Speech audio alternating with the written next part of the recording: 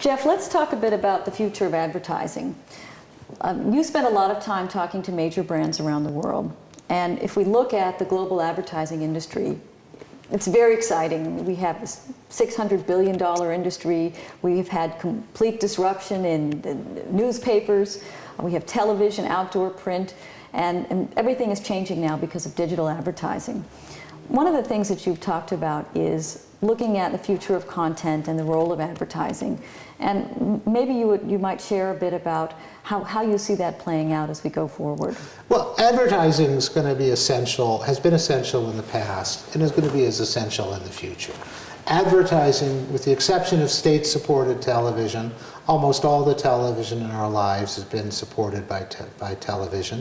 If you look at newspapers, even though newspapers historically, printed newspapers, have charged subscriptions, most newspapers say that subscriptions cover only 20–25% of their costs. So advertising has been critical in the past, and I think it's going to be even more critical in the future. I'm not a shill for the advertising business. I want to see digital content survive. I think if digital content's going to survive, it's going to be largely through advertising. There are some things people will pay for, but we think those things are rather few and far between. One of the things we found, we did this globally, including in the Nordic countries. I did the work in the United States, my partners did it in the other countries. I wanted to know how much money does the average American household spend per month on communication goods and services that didn't exist a generation ago. So we're not talking about landline phones, which our parents and grandparents had, but we're talking about mobile phones, cable or satellite television, broadband, PVR or DVR charges, satellite radio, all of those things. In the US, it's about $250 a month. No matter where you go in the world, if you go to the poorest countries in the world or the poorest parts of Europe or the poorest parts of America, mobile phones are not a luxury. They are a necessity. And now for anyone who uses the internet, broadband has become a necessity. We found during the global financial crisis in America in January of 2009, a small percentage of people gave up broadband to save $30, $40 a month. And they came back almost immediately because the internet they had gotten used to wasn't usable in a dial-up configuration. So we found in America, if you look at the people who live below the poverty level, that $250 only drops to about $190. So we don't think there's that much capacity to pay for lots of additional content services. People will pay for things they can't get anywhere else, which is why the Wall Street Journal has done, and the Financial Times have done better than almost any other newspaper, because the perception, I think correct, is they can't get that information on Google or Yahoo or MSN.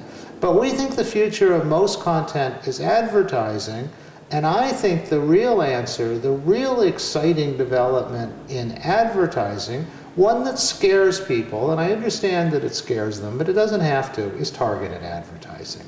The fact that certain things you do in a non-personally identifiable way can be tracked and can be collected. And I think if targeted advertising thrives, talk about privacy in just a second, but if it thrives, I think it's a win-win-win. I think it's a win for the media owner who can charge sometimes as much as 10 times per person or a cost per thousand because they're delivering a targeted, it's a very specialized audience. It's a win for the advertiser because even though they may be paying as much as 10 times per person, they pay less overall and they reach the people they want. And it has the ability to reverse the most famous quote in the history of advertising. A quote everybody knows, it's a cliche. They don't all know that it came from John Wanamaker of Wanamaker's department store, but the old Wanamaker quote, "I know that half my advertising budget is wasted. I just don't know which half." That's over. Google's changed that forever. Google says to an advertiser, you don't pay anything until we demonstrate somebody has an interest in you. And it's a double win, I think, for the consumer, because first they get advertising that's relevant and useful and interesting and knows something about them. And second, it's a win for the consumer because it subsidizes content, the way advertising paid for our television. And without direct or targeted advertising, we may have to pay for content. So people are terrified about privacy, but I think those fears can be dealt with. I think 5 things have to happen for targeted advertising to work. First, advertisers have to tell their customers exactly what information is being collected and why and what's being done with it.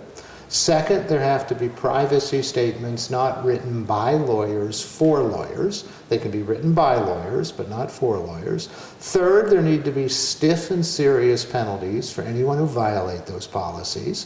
Fourth, there has to be some kind of opt-out or opt-in, but some way to get out. Although if you get out, you may have to start paying for things other people get for free. And lastly, the consumer should be compensated. They should be given discounts, they should be given points, they should be given free content.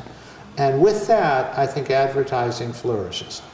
Thank you, Jeff. That was very helpful.